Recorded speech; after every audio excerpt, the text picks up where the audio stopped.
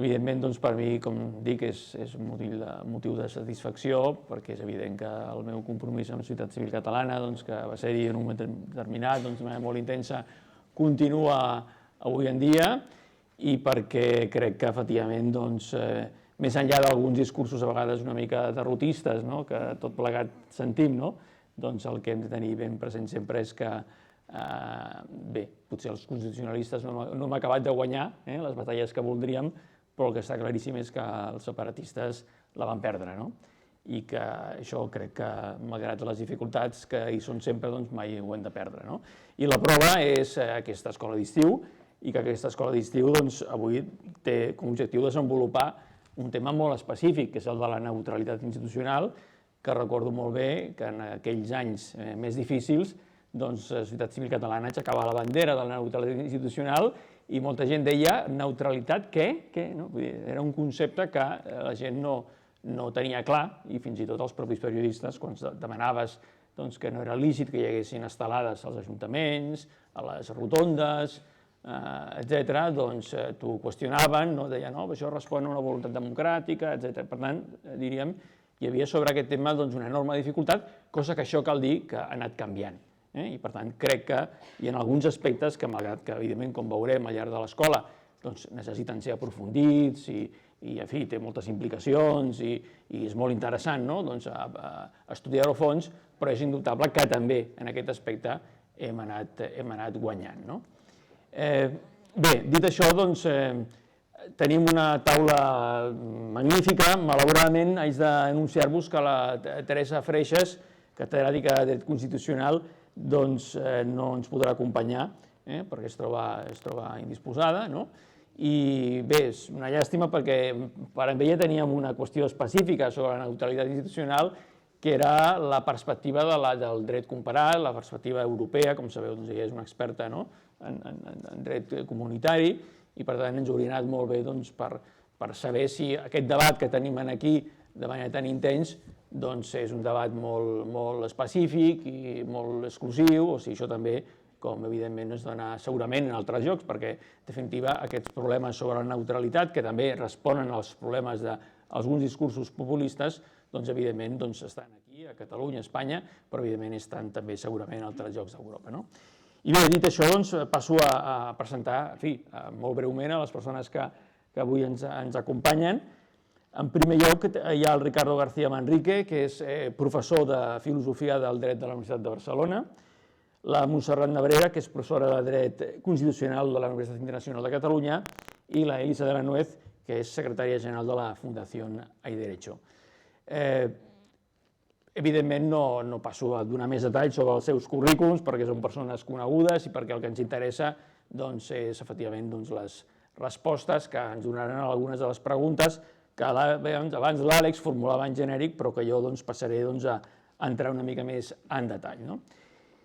Y bien, la primera pregunta que hay que formular, pues como siempre se dice, hay que empezar por el principio de las cosas, y antes Alex ya lo anunciaba, cuándo nace el concepto de la neutralidad institucional y, por tanto, cuál es el fundamento filosófico-político de esta idea y, de una manera más concreta, eso cómo se establece, cómo se articula en la Constitución española y si luego en el Estatuto de Cataluña, si en algún ordenamiento, específicamente catalán, esta idea también se recoge y existe.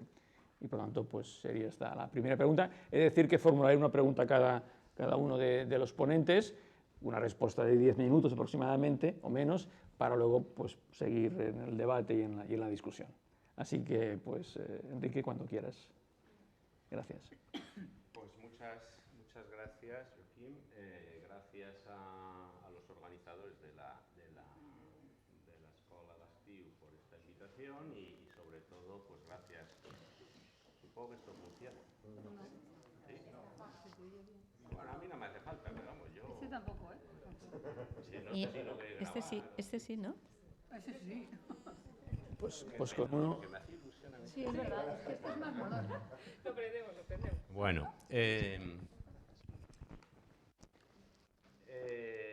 bueno, y gracias sobre todo a todos vosotros, permitidme el tutor,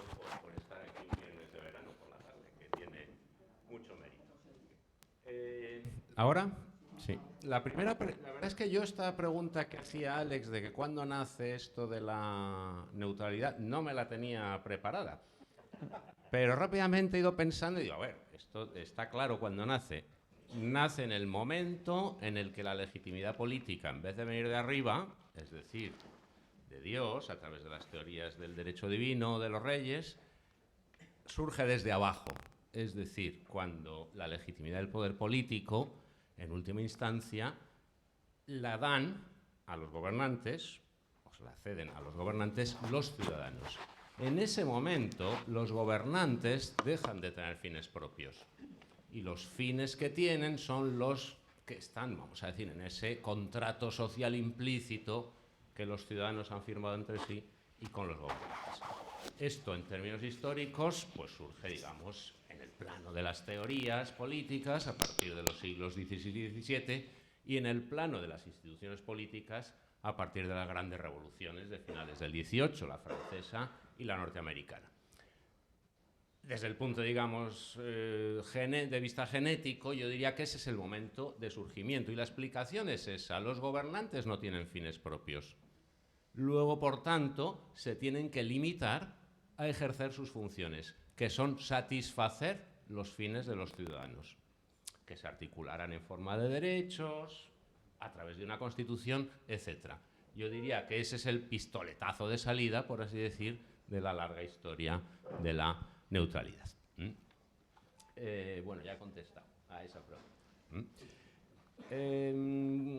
¿Cuál es el fundamento de la neutralidad? Bueno, ya está dicho en realidad, ¿no?, en estas palabras introductorias.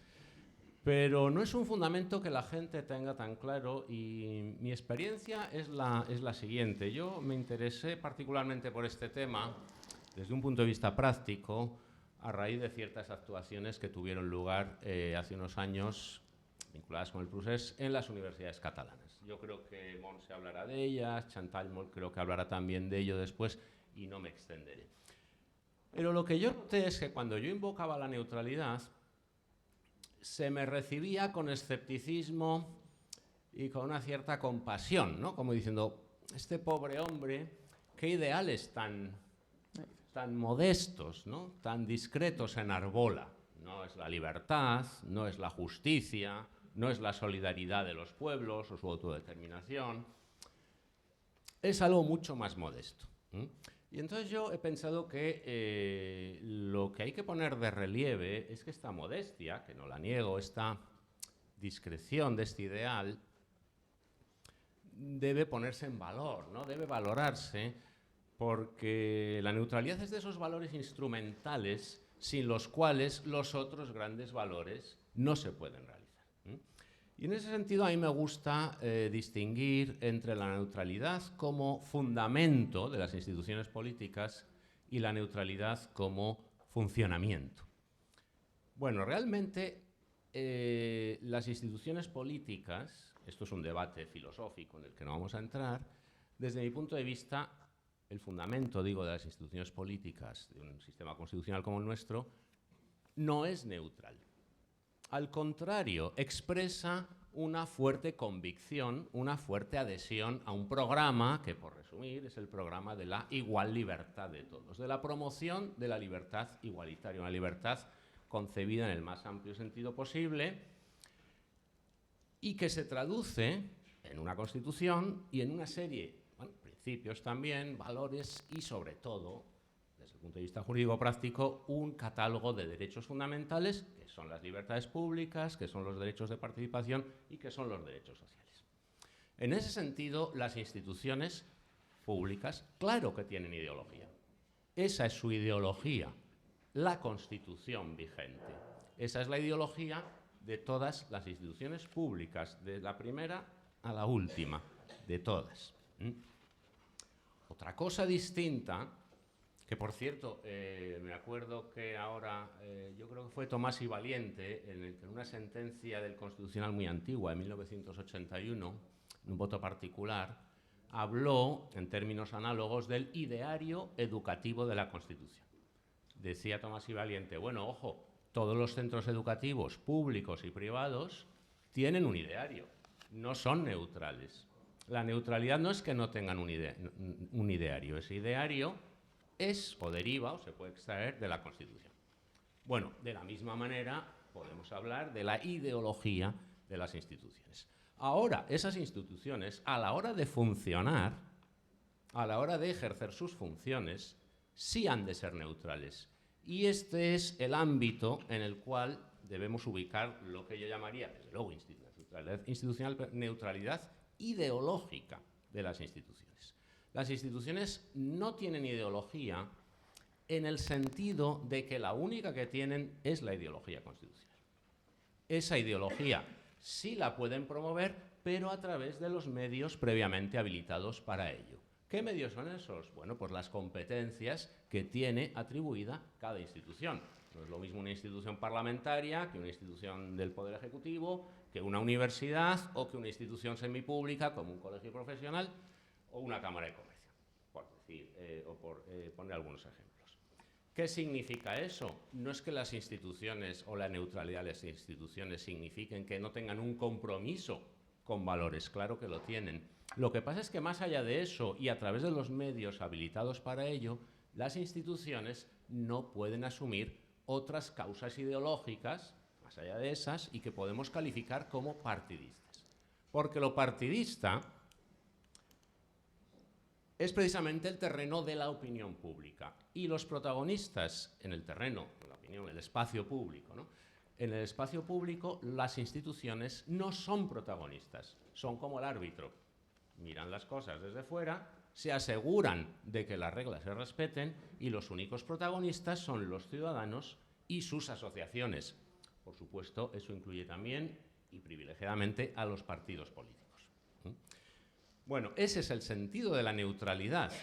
No es, por tanto, un valor tan discreto, tan humilde como puede parecer, sino que es un instrumento indispensable para que derechos básicos o libertades públicas básicas de toda democracia, como son la libertad ideológica y la libertad de expresión, puedan regir en todo su vigor, en toda su amplitud.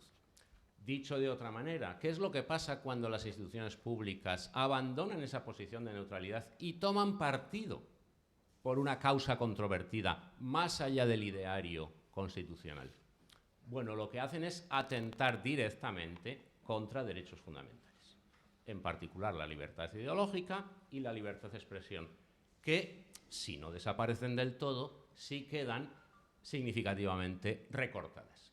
Por eso yo lanzo esta idea, que luego ya no me corresponde, pero bueno, quiero lanzarla, anclaría el fundamento de la neutralidad de las instituciones, institucional, en el artículo 16 de la Constitución, que es donde figura la libertad ideológica. Y no tanto o no solo en el artículo 103, donde, como mi compañera Elisa creo que comentará después, pues también se puede anclar. Para mí la neutralidad tiene un fuerte, digamos, anclaje o fundamento en los valores del sistema. Tiene una vinculación necesaria con los derechos fundamentales. Por tanto, digo, su anclaje, y aquí es el artículo 16, un artículo que reconoce la libertad ideológica, y en este sentido no hay por aquí, creo, ningún magistrado del Tribunal Constitucional, pero les mandamos un mensaje.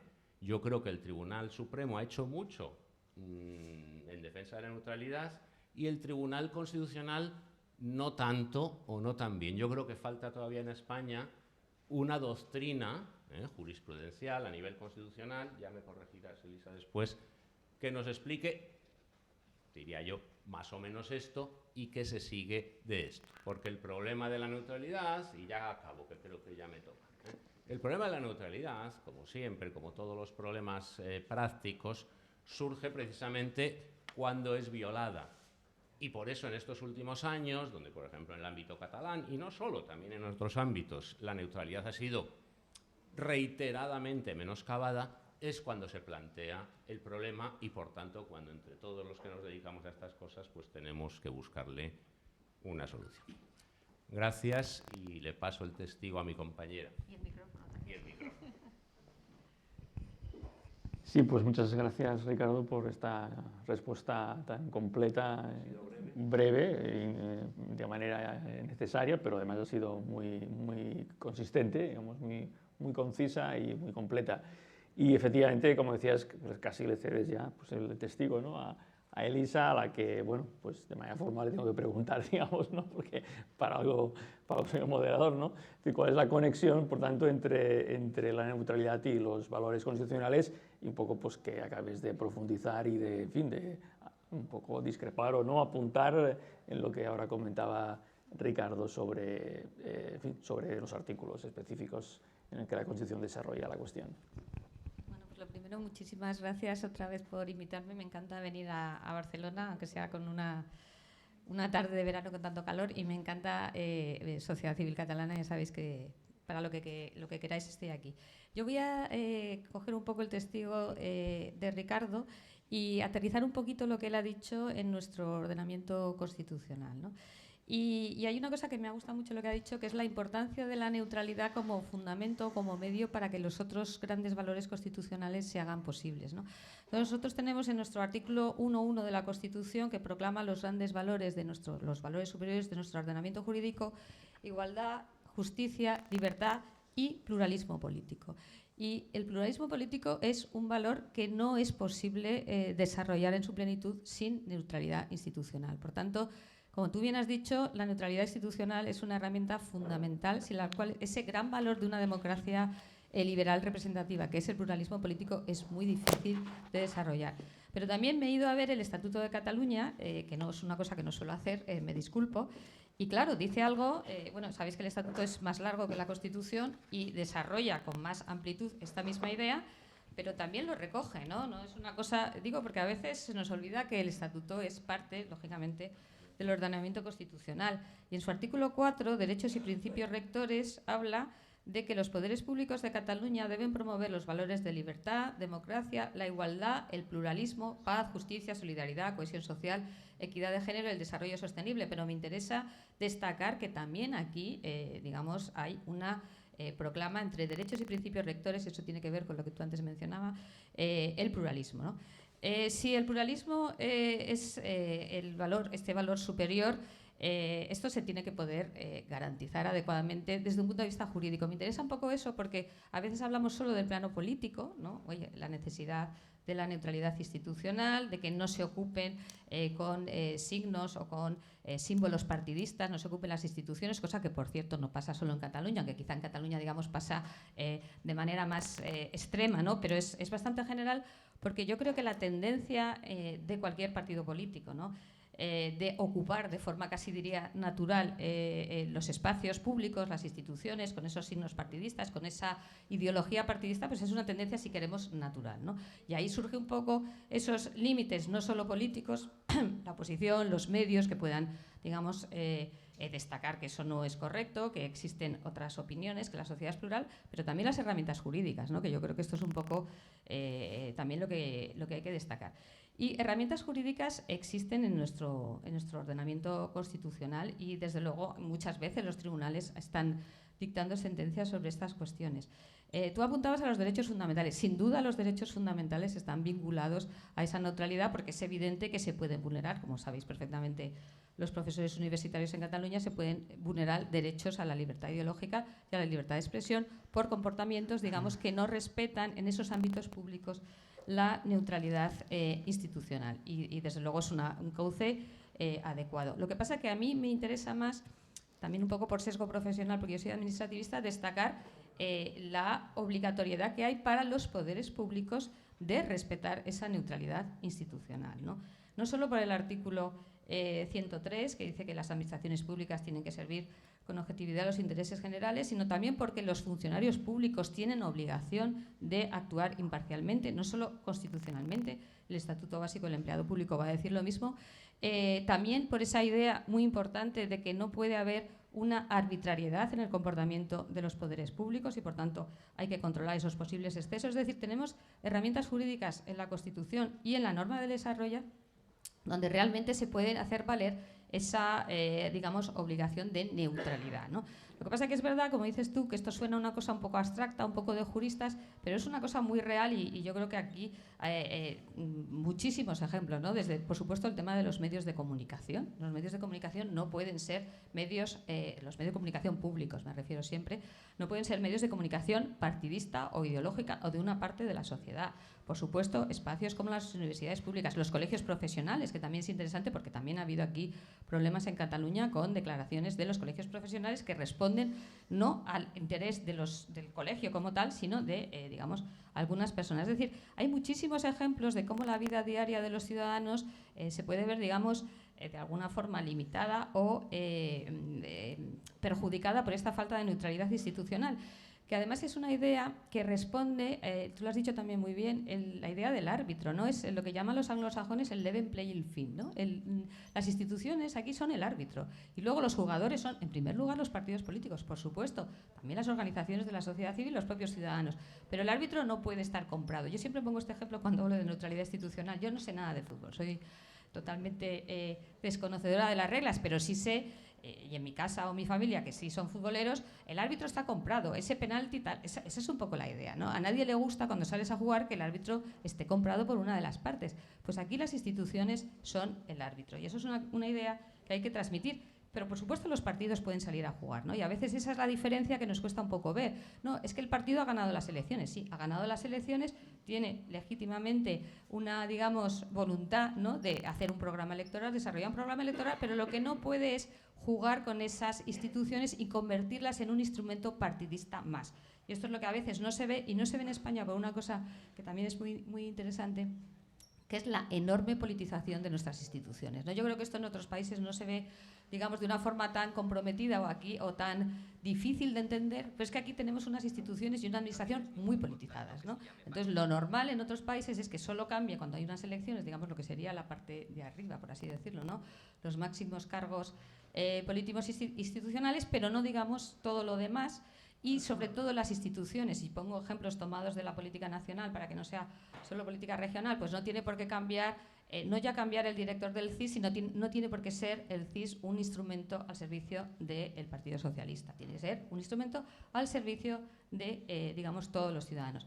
O yo qué sé, cualquier ejemplo de los muchos que podemos poner cuando se ocupan, digamos, instituciones que de forma natural tienen que ser árbitros del sistema, no digo organismos reguladores, como la CNMV, como la Comisión Nacional de Mercados y Competencia. Estos son árbitros, son organismos que no tienen por qué estar politizados. Y yo creo que en España no tenemos estas cosas claras porque tenemos esta politización tan intensa que no nos lleva a ver que cosas que no son normales, como esa, digamos, esa estrecha o vinculación con los partidos políticos, bueno, pues que efectivamente no es lo habitual, ¿no? Yo creo que esa es una reflexión primera que hay que hacer, sobre todo de cara a los medios, ¿no? Porque a veces a los medios hay que explicarle esto, decir, no, es que no tengo yo derecho a ir a, yo que sé, a Radio Televisión Española, por poner de nuevo un ejemplo nacional, y hacer con ella lo que me dé la gana. Pues no tiene usted derecho, porque es una institución de todos los españoles. Entonces, por supuesto, tiene que ser un árbitro donde puedan jugar distintas voces, distintos partidos, porque, insisto, y esta idea es básica, yo creo que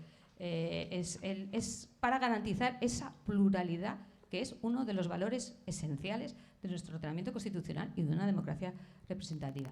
Entonces, también un poco por ligar con la idea de, y eso no es contrario a la democracia, digo porque aquí se oye mucho, ¿no? No es que yo voté en el Parlamento o donde sea, no solo no es contrario a la democracia, es que es un fundamento de la democracia, ¿no? Y esta idea de que se puede oponer la voluntad de un Parlamento autonómico, estatal, a estas reglas esenciales del juego, que son las constitucionales, que son, digamos, las que marcan esa... la Constitución, digamos, son las reglas con las que se juega al fútbol, para entendernos, ¿no? Esta yo creo que es una idea que hay que combatir mucho, porque es además una idea profundamente iliberal, es propia de democracias no liberales. Es decir, yo llego al poder y arramblo con todo, ocupo todas las instituciones, digamos, silencio todas las voces discrepantes y ocupo todo el espacio, ¿no? Esto es profundamente antidemocrático. Yo creo que esto hay que decirlo y repetirlo, porque a veces se oyen cosas que dice uno, bueno, esto es un poco hacer pedagogía. Y otra idea que también me llama mucho la atención aquí en Cataluña, pero también en otros sitios, es que se vulnera mi libertad de expresión y mi libertad ideológica. Oiga, usted desde las instituciones no tiene libertad ideológica y libertad de expresión. Esto es una libertad que tienen los ciudadanos. ¿Por qué? Porque está así reconocido constitucionalmente y porque los derechos fundamentales no son de las instituciones, son de los ciudadanos, ¿no? Esto, a veces que uno oye estas cosas y diga, no, es al revés. Y tercera idea, y con eso voy terminando, y aquí estos son controles al poder. Por tanto, llama mucho la atención que las personas que ejercen el poder político se puedan quejar de alguna forma de estar reprimidas, de que se vulnera su derecho a la libertad de expresión, su derecho a la ideología, cuando precisamente lo que ocurre es al revés, ¿no? Son esos poderes los que tienen que garantizar que sus ciudadanos tengan esos derechos. No me enrollo más, pero yo creo que con esto os doy una idea y luego, si queréis, decir que hay muchísimos pronunciamientos judiciales, muchos de ellos gracias a Cataluña, sobre estas cuestiones. Y luego, si queréis, o sea, que decir que hay ya pronunciamientos que van un poco estableciendo estas cuestiones sobre neutralidad institucional. Lo dejo aquí por ahora. Muy bien, Elisa, pues muchísimas gracias también a ti por tu magnífica exposición y que has retomado, pues, en fin, lo que comentaba Enrique y la ha enriquecido, la ha complementado muchísimo. Y ahora pasamos a una cuestión más específica, digamos, para aterrizar, ¿no? En un caso, bueno, que es muy conocido, muy polémico, ¿no? Que constantemente se está suscitando, ¿no? También algunos titulares, denuncias, etcétera, que es el caso de las universidades. Las universidades son instituciones, pero es evidente que una universidad no es un ayuntamiento, ¿no? Por lo tanto, la pregunta es, ¿tiene otros márgenes, hay otros límites, se regula de manera diferente? En fin, ¿es una excepción de alguna manera a estos principios generales que han expuesto Enrique y Elisa? Pues Montserrat, Nebrera, cuando quieras. Gracias a todos por la invitación, a los ponentes por sus palabras. Yo, la verdad es que en relación con lo que ya han dicho, yo solo traigo dudas. O sea que si alguno pretendía que diéramos respuestas o propuestas, pues yo espero que al final, entre todos, saquemos alguna conclusión, porque para mí ha sido una oportunidad de ahondar en un tema que, aunque se explica el artículo 103 en las clases de Derecho Constitucional y conocía las sentencias como la que de alguna manera fue la iniciativa de Ricardo y que estuvo un poco en la base de esta pregunta que ahora me haces sobre el grado de neutralidad que deban tener las universidades o el ámbito académico, yo no lo conocía, este tema. Y entonces, ahondando, me he dado cuenta de que estábamos hablando justamente de ello antes de entrar, que hay un cierto debate respecto de dónde hay que poner el foco para hablar de neutralidad, entre aquellos que piensan que el principio de objetividad del que habla la Constitución respecto a la administración pública sería el eje basilar,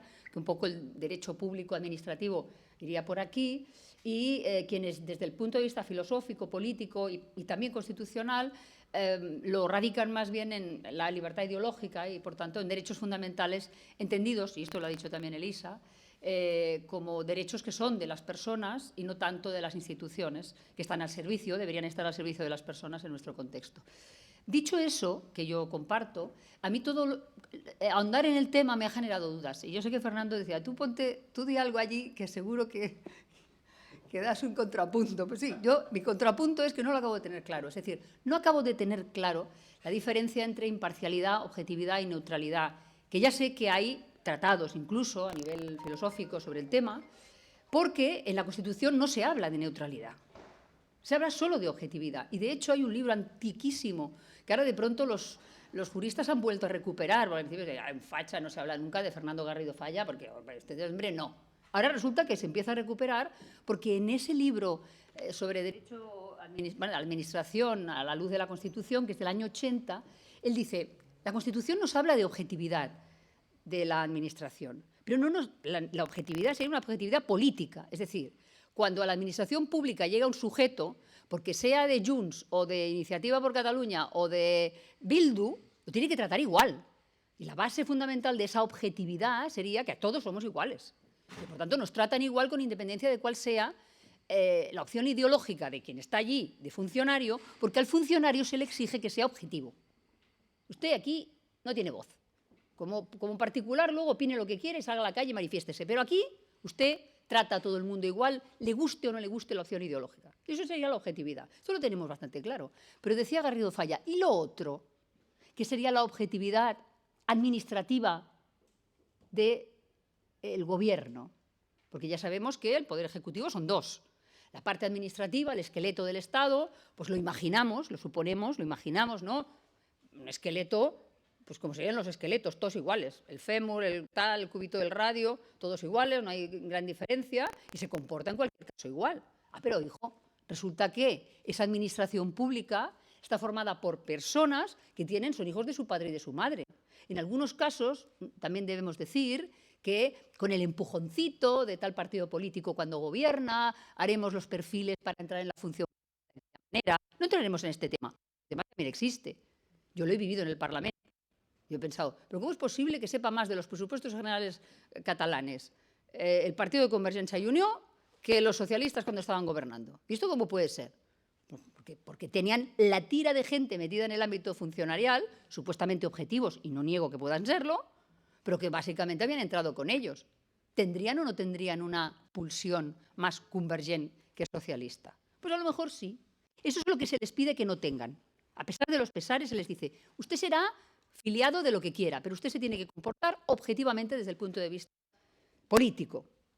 La objetividad administrativa del gobierno, ¿en qué se manifiesta? Porque yo creo que cuando hablamos de neutralidad, en realidad estamos hablando de eso, de cómo la política no puede permear la administración pública y hacerla de su capa un sayo. ¿Cuál es nuestro problema y por qué tengo un problema respecto de esa neutralidad? Porque nuestro sistema electoral es un sistema electoral en el que ponemos representantes y los representantes conforman mayorías. Y a diferencia de lo que pasa en Francia, nosotros podemos decir que nuestro rey tiene que ser neutral. Cuando el adjetivo solo ponemos al rey, nos queda claro. Y el rey, en general, yo, hasta donde me alcanza, a pesar de que se dice que dijo yo con la Constitución, pues ¿qué va a decir? No va a decir yo contra la Constitución, aquel famoso discurso.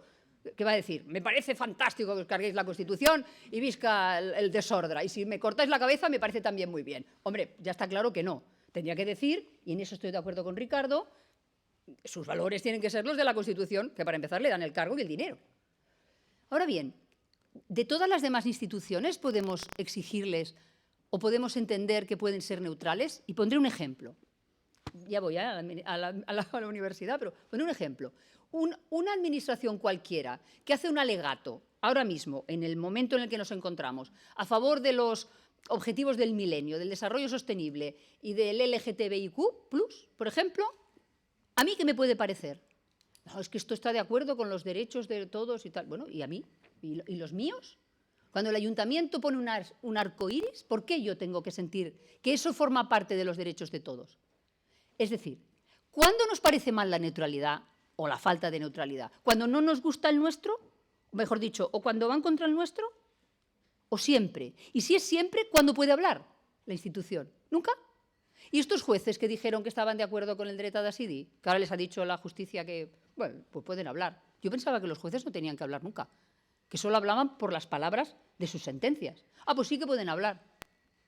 Bueno, pues sí pueden hablar los jueces y los militares. ¿Pueden hablar? No me gusta este sistema en el que la promoción está toda cooptada políticamente. Bueno, pues a lo mejor.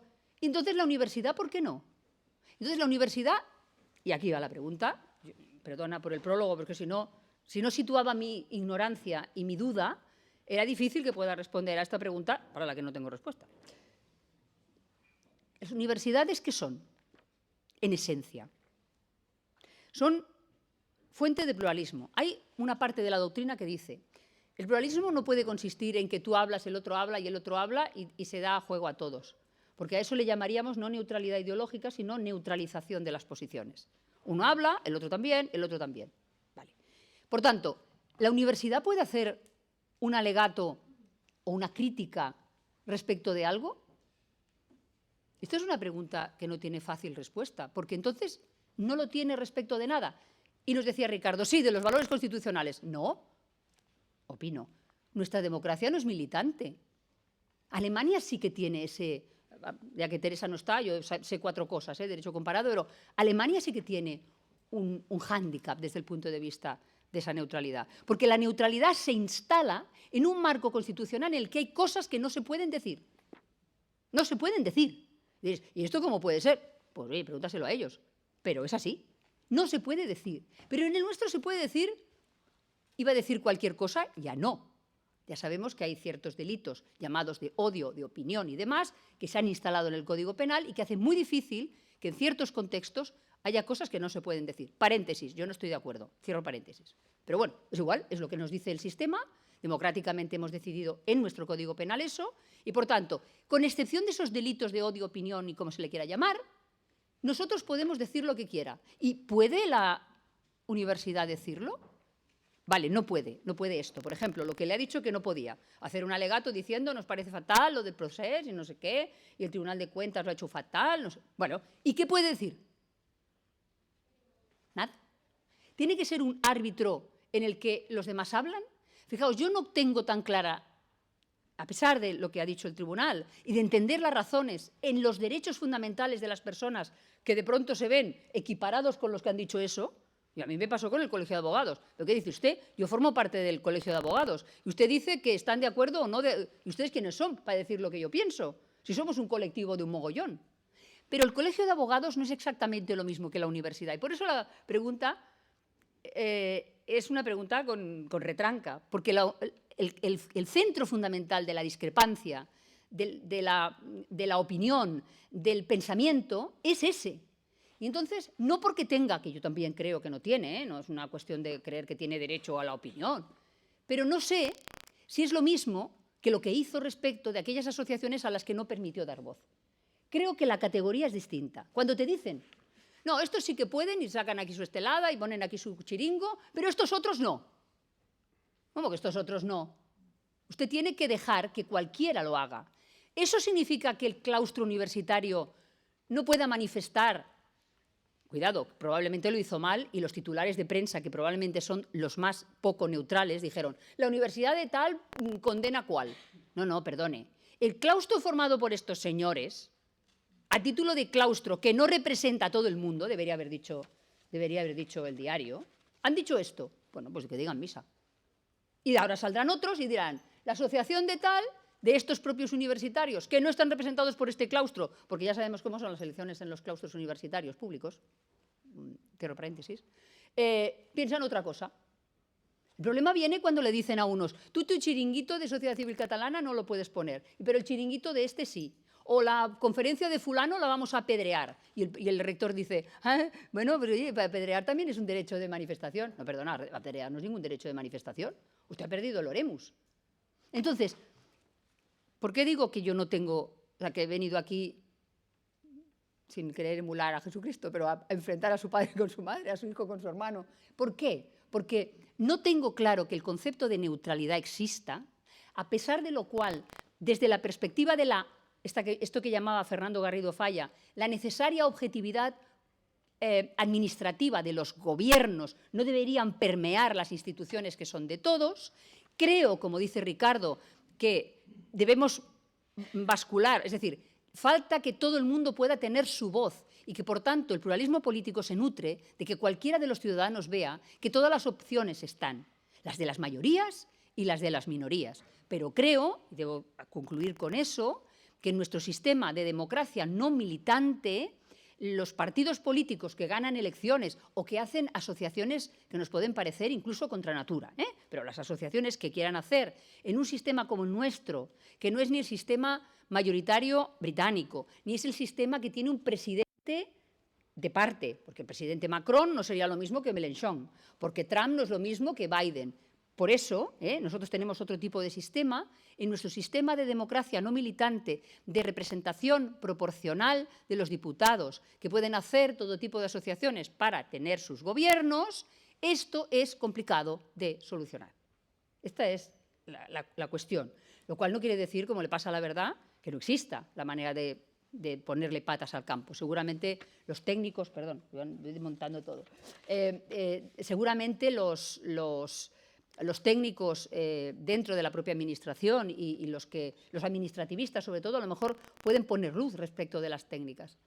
Pero creo que este es un tema que hemos empezado a valorar y a darnos cuenta de la alarma que nos produce cuando, primero, de una parte, todo el mundo de la infotoxicación, es decir, las fakes, las noticias falsas, la capacidad de manipular a través de técnicas de ciberespacio y la crispación política generada en la polarización que se produjo, sobre todo en nuestro caso aquí, pero yo creo que la polarización se ha producido, a mi modo de ver, arranca un poco de esta política de buenos y malos que instala Zapatero, ¿no? Sé si con razón o sin ella. En Cataluña prometo que te os daré el estatuto y mira dónde estamos. Y a partir de ahí se generan bandos. Y entonces en los bandos, cuando me hablan a mí de las opciones del otro, del ganador, se me ponen los pelos de punta, porque no las comparto y porque me gustaría que mi voz tuviera el mismo tipo de sol, el mismo tipo de foco que tienen las de los ganadores. Pero hay algo que seguramente habrá que reconsiderar en el sistema en sí de representación, los límites, y a lo mejor, pues no nos pasaría nada si tuviéramos algunos elementos que quedaran claros de democracia militante como tienen otros países en los que hay cosas que no se pueden hacer o no se pueden decir. Porque si no, iremos siempre a golpe de sentencia, de los cuales, de los jueces, también se ha dicho a veces que no son neutrales. Seguramente lo han dicho aquellos a los que no les han gustado las sentencias. Y en algunos casos, en Europa, nos hemos dado cuenta de que no entienden nuestro problema actual. Yo la sensación que tengo, he tenido más de una vez con el Tribunal Europeo de Derechos Humanos respecto de algunas sentencias sobre libertad de expresión en España, es que no comprenden en qué contexto se habla de libertad de expresión.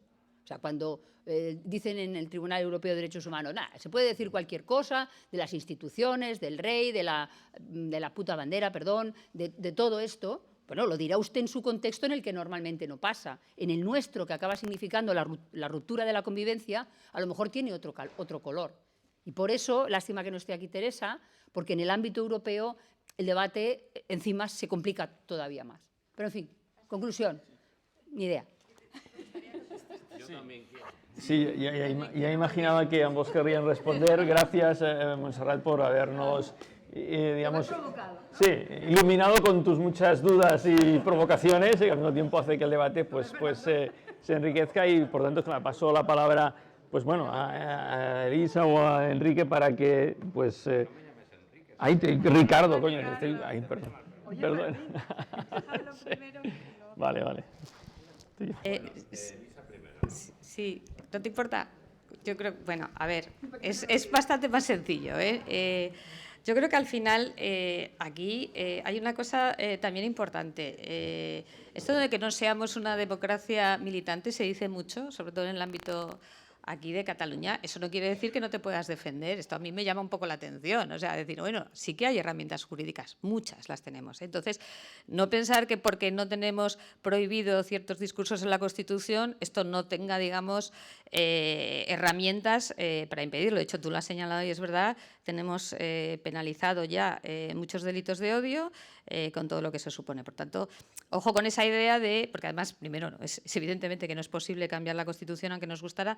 No es verdad que una democracia no militante como la española signifique que aquí vale todo, ¿no? Yo creo que esta idea, que es muy, en ciertos ámbitos se oye mucho, no es verdad. Segundo, tampoco es tan complicado si lo piensas, porque aquí hay mucha regulación, ¿no? Entonces, ¿por qué, por ejemplo, el Colegio de Abogados? Oiga, es que el Colegio de Abogados está regulado y es una corporación de derecho público que sirve a los intereses de los colegiados, que además la colegiación es obligatoria, por tanto, aquí hay unas reglas. Entonces, usted no puede salir allí diciendo lo que quiera porque usted está para la defensa de los colegiados. O sea, lo que quiero decir con esto, me preguntaba también Joaquín antes por el tema de las banderas, es que esto está muy regulado. O sea, hay normas, y insisto mucho en la idea de que son normas aprobadas por parlamentos democráticos, y ahí están las reglas. Nosotros tenemos además, si acaso tenemos algo en España, es una hiperregulación, o sea, tenemos muchísima regulación, con lo cual es muy difícil que con la normativa, incluida con la normativa de universidades, uno no encuentre las herramientas, como digo, para decir esto se puede o no se puede.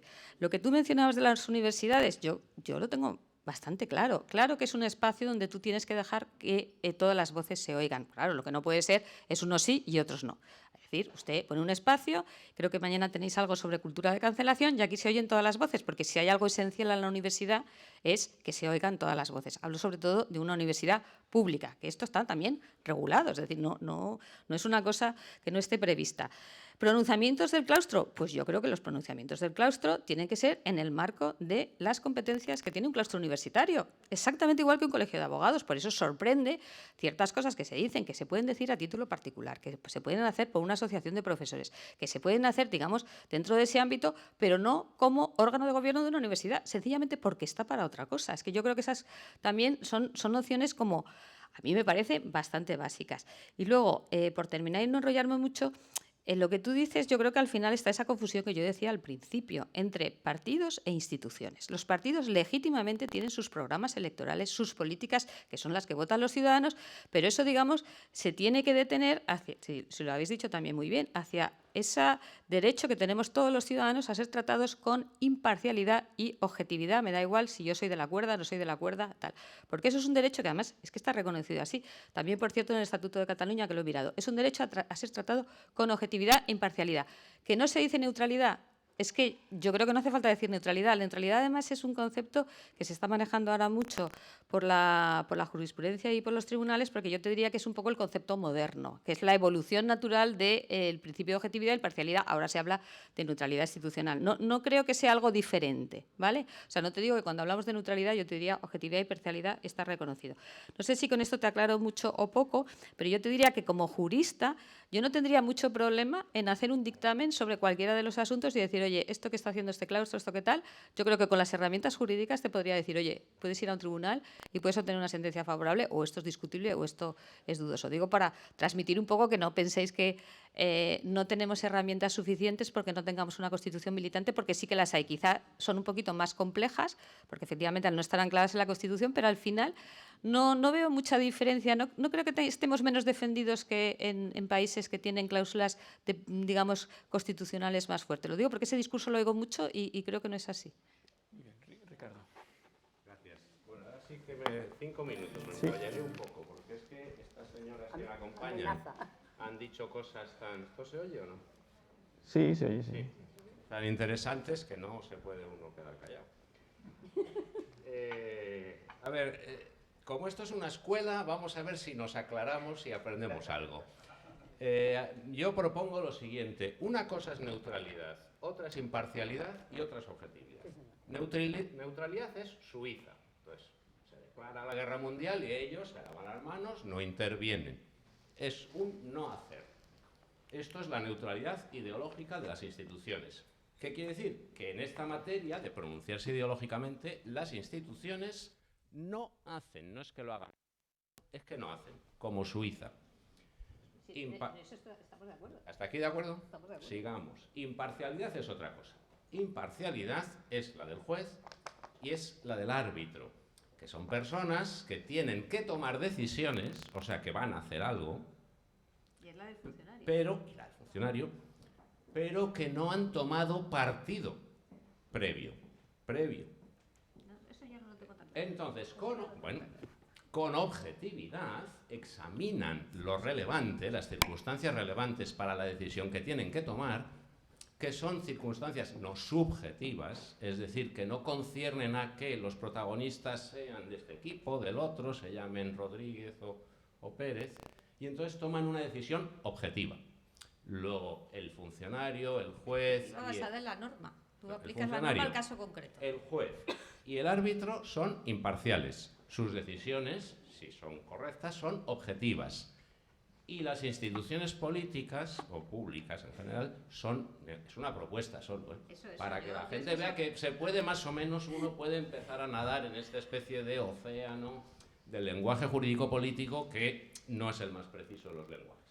Y la neutralidad es Suiza, es decir, yo no tomo partido, ni tomaré, ni intervendré.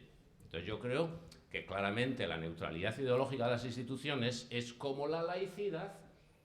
El Estado no tiene religión y el Estado no tiene ideología, salvo la de la Constitución. En eso es distinta la laicidad y la neutralidad ideológica. Eso es el artículo 16.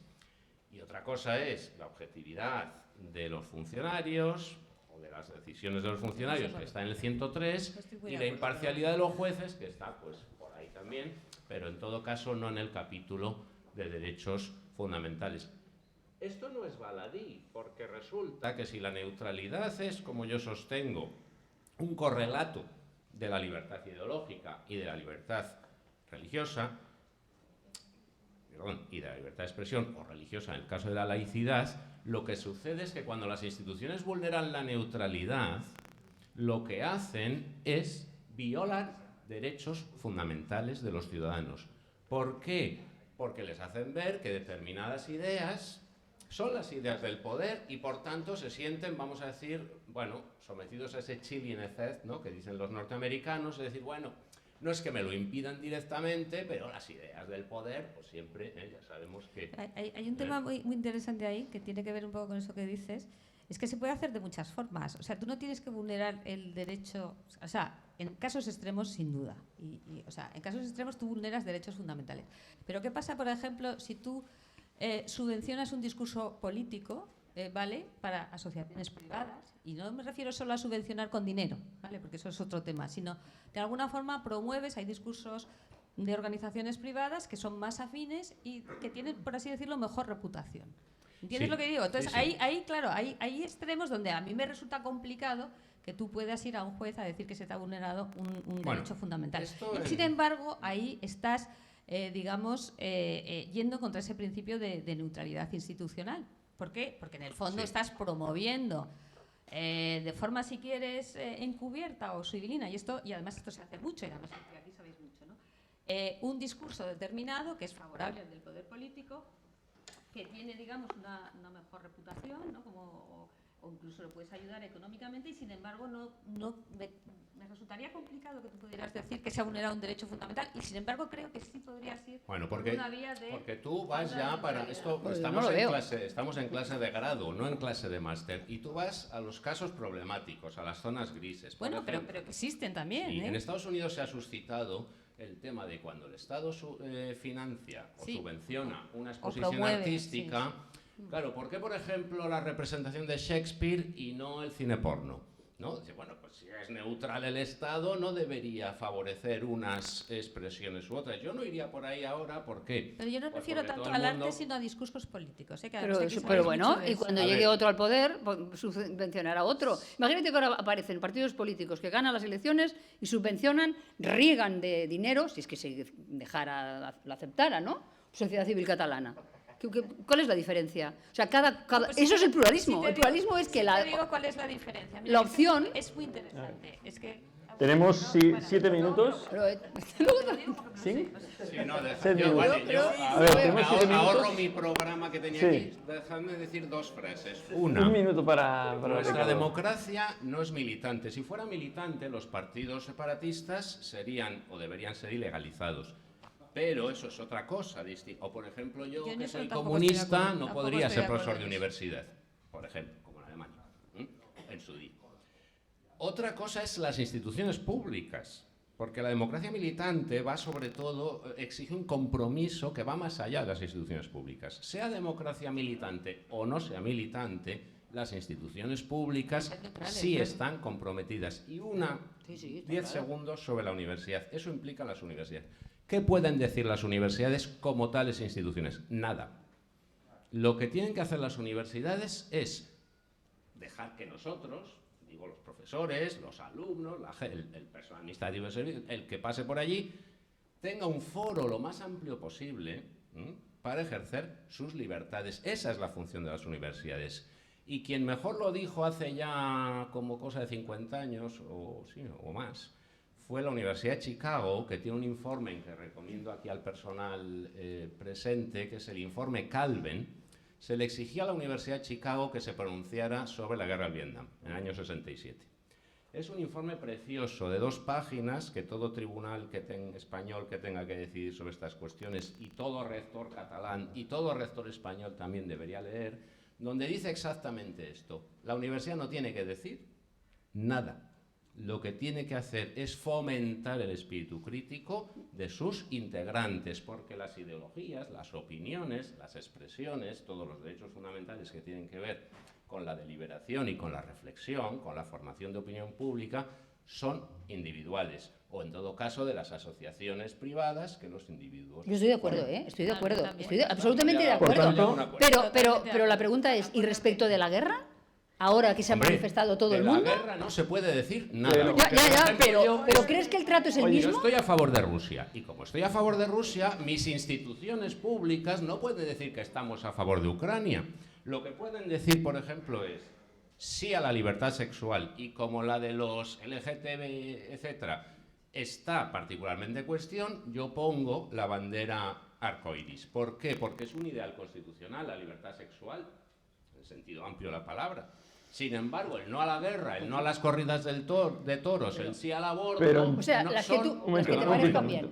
que no son las que me parecen bien, son las que se derivan de la Constitución. Pero las que tú dices que se derivan, yo digo que se derivan todos porque no hay democracia militante. La guerra es un instrumento constitucional, Sí. porque que yo sepa, la Constitución no ha abolido el ejército. No, pero ¿a favor de quién de la guerra no? A favor de nadie, porque cada uno se ¿Y pondrá... entonces a favor de qué libertad sexual? ¿La tuya? ¿Y si la mía no es así? La de todos. ¿Pero cómo que la de todos? ¿No es la misma? Porque Oye. tú estás fuera de la Constitución. Ah, vale. Pero es tu problema. Entonces, nos quedan 4 minutos, pero para resumir, según esta doctrina de Ricardo y entiendo también de Elisa, se debería legislar o acordar que las instituciones no pueden opinar más allá del ámbito de sus competencias.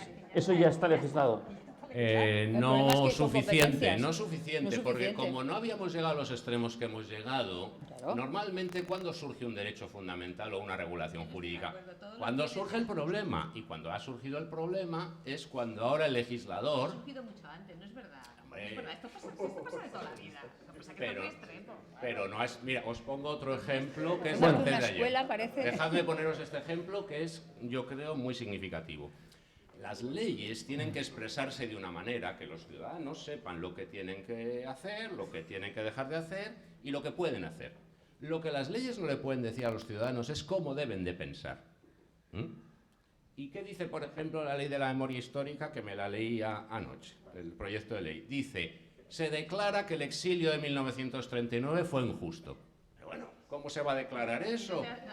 Eso es cuestión de cada... Si tú puedes pensar lo que quieras. No, la ley no. Porque eso va contra la neutralidad. Déjame acabar la frase. Nos quedan 2 minutos, Sí, o pero- sea, tienes 30 Pero segundos. fijaos dónde está el problema. Lo que la ley puede hacer es decir, a todo aquel que se exilió le vamos a dar 1 millón de pesetas, o le vamos a poner una medalla, o le vamos a... puede describir una acción. Lo que no puede decir es, el exilio fue injusto. No, a mí me parece muy justo. Vale. La ley no me puede decir a mí lo que tengo que pensar. Entendido. ¿Queda claro? Entendido. Elisa y Montserrat. ¿Veis lo que está Venga. en juego aquí? O No, por reconducir un poco los temas. A ver, que una ley haga ese tipo de manifestaciones no quiere decir que a ti te tengan que decir lo que tienes que pensar. O sea, yo estoy en contra de ese tipo de manifestaciones y es absurdo, pero tú puedes pensar lo que quieras. Nadie te va a obligar a decir nada, nadie te va a sancionar por decir otra cosa, porque al final, siendo un poco rigurosos con el ordenamiento jurídico, la cosa es si a mí me pasa algo por pensar otra cosa o decir otra cosa. Ahí, claro, es claro que se vulnera tu derecho, porque la ley diga eso, pues dices, oye, yo no estoy de acuerdo, ¿y qué? ¿No estoy de acuerdo y me va a pasar algo por decir algo? bien, bien. Para que tú, para ti, persona física. Tenemos que Persona acabar. física que digas que no. Bueno, ahora lo miro. Y segundo, 15 segundos. sí, el tema de los valores, y yo creo que tenéis razón los dos. Claro, ¿cuáles son los valores constitucionales? Eso es un poco lo que tienes que ir caso por caso. Por eso hay tantísima jurisprudencia y tantísima, digamos, los jueces diciendo en este caso sí, en este caso no, esta bandera sí, esta bandera no, salvo cuando, como te decía antes, hay una regulación específica. Montserrat, 30 segundos. Gracias por escucharnos. Pues ya está. Gracias a los 3 por este debate tan animado.